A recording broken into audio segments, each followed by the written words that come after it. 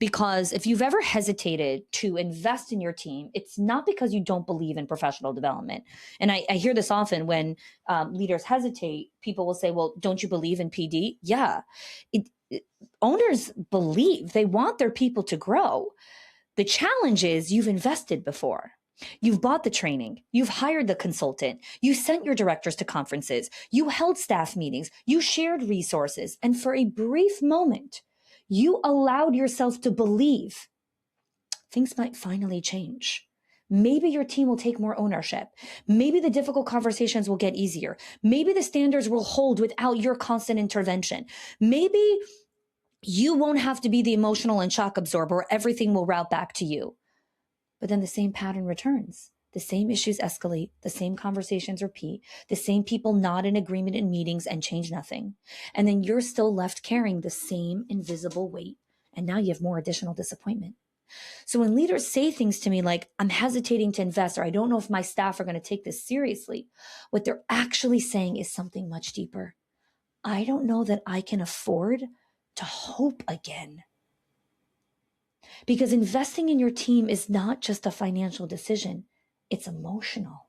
It's relational. It requires risking and believing that people can change and grow. It requires believing that your organization can evolve.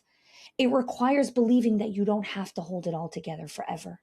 And when you've been disappointed before, hesitation makes a lot of sense.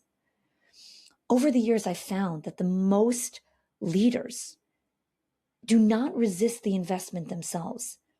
They wrestle with these 5 very real fears that think they're connected to the investment, but they're not. And until we call out and address those fears, leaders stay stuck because they continue to carry the emotional and operational weight of the entire organization alone. So what's the first fear? What if nothing changes? That is probably the biggest fear. What if you invest again and still carry everything? What if your team attends the training, takes the notes, tells you it was helpful, says this was amazing, thank you so much, we love you, and then 3 weeks later, the same problem returns. The eye rolls, the passive agreement, that was so amazing, and then there's no change behind it. Because underneath, there is such a painful set of questions. Maybe my team is just never going to grow. Maybe I don't have the right people. Maybe I'm the only one who really cares. Maybe I'm always going to be the one that has to hold everything together. And that's why it feels so risky, because you're not just spending money, you're risking disappointment.